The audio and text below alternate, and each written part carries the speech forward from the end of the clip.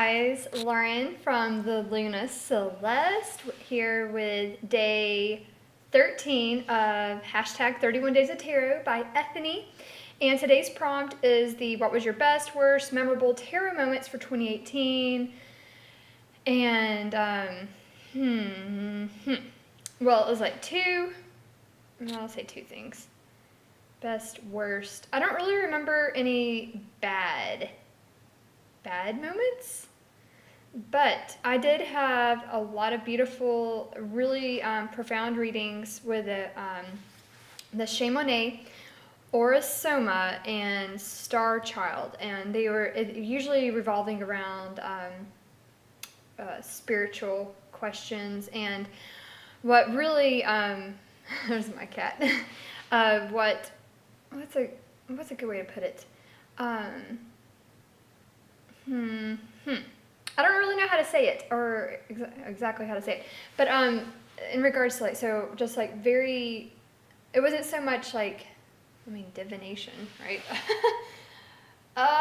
This is hard. That's a good one. This question, by the way, is by Michelle Eo Chakra. Reading that stuck with you, or a deck that surprised me.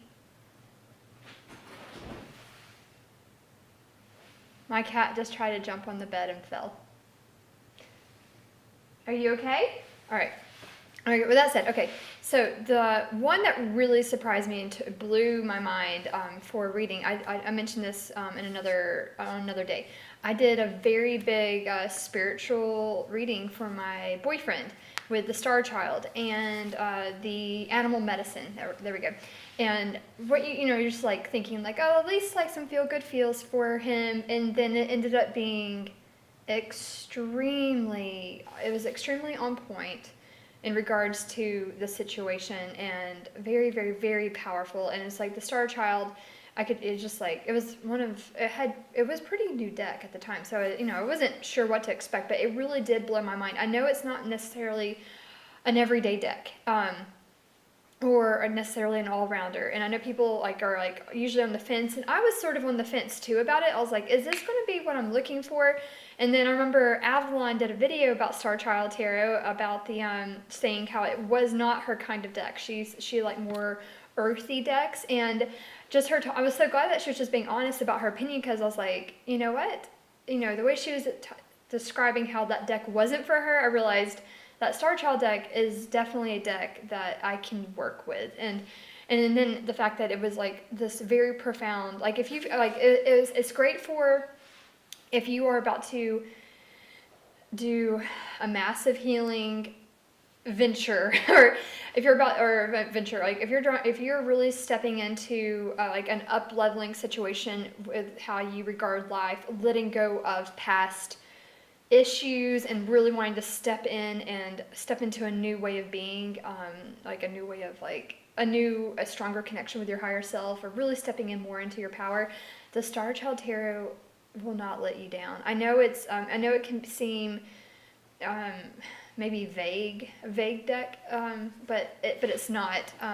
So I'm just saying, like, if you seem to be on the fence about it, really just consider like what other really powerful spiritual decks. And I would throw in like Orosoma is a deck like that, but Orosoma I feel like might have a little bit more practical. I mean, it does. I feel like it's still, even without the higher chakra spiritual aspects of Orosoma, the Orosoma Tarot is so good, even just for practical questions. I know it's a very large deck, it has like over 100 cards, so it's a very big deck to just work with. So in that sense, it's not necessarily the most practical to use, but it is so both of those are so good. So if you don't really have like one that you feel like you can turn to, where I treat those decks as like, okay, these are messages from my higher self. And I know any tarot deck can be used for that, but those decks really come across to me as like connecting, like I am connecting to a higher plane of myself, a higher dimension, and I'm getting a much broader, higher perspective of my situation in this moment. So those decks really did surprise me of just how well. But Star Child was amazing, and honestly, so just from like, I can't specifically think of like messages I was like shocked to get or give, or a theme that I kept getting. But let me just say, so yeah, like animal medicine, you think the animal medicine cards could be such a basic, an everyday thing. Like, this can't surprise me. That animal medicine, I don't, and then I remember thinking, like, if I get like a normal animal, like a possum or, or whatever, which is like, oh, I really wanted, like the eagle, or I wanted the wolf, and then I realized, like, I go, like whichever animal came up for me whenever I use that deck, it always ends up being this very important message I needed to have. Very important message I needed, and didn't realize how much I needed it until I read it. So it's like, if you have an animal deck, don't discount the power of even, like mouse, or whichever, like whatever animal comes up for you. Don't get mad if it's not like dragon or unicorn, or, it's like all the animals, especially from Native American culture and tradition, like the myths and stories and the powerful medicine behind those. I mean, like, even like I said, like skunk medicine. Skunk medicine is powerful medicine, not because you can't get that smell out of anything, but just the reputation that skunk brings is like the power.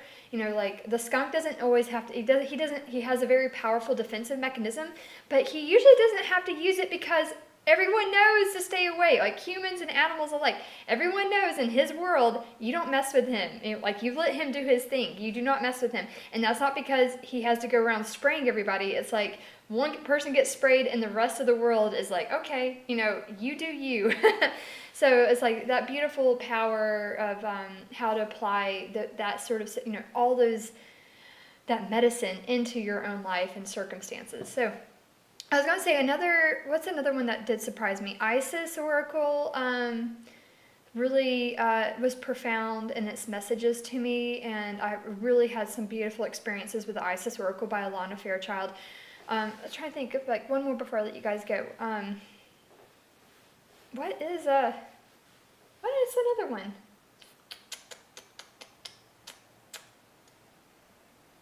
You know what? I can't really think of anything that just like, especially if you think it's like it's going to be sort of like low key and then it ends up being high key. You're like, whoa, where did this deck come from?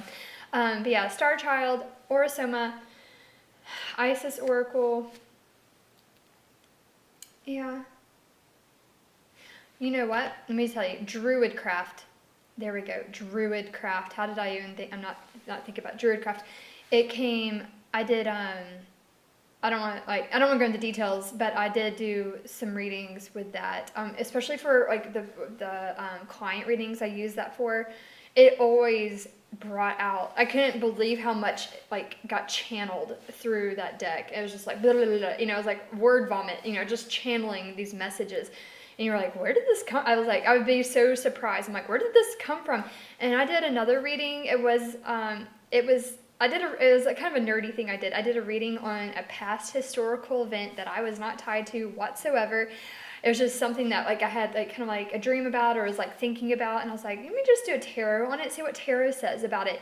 And Druidcraft blew my mind, especially with the book, what the book had to say, and I was just like, whoa. I was so blown away. So yeah, Druidcraft, it is very, very powerful. So yeah, those are a few things. So but yeah, anyway, sorry, I'm like, I don't know, but yeah, don't discount spiritual questions with tarot decks, and and just being open to being totally surprised and blown away. So have a great day.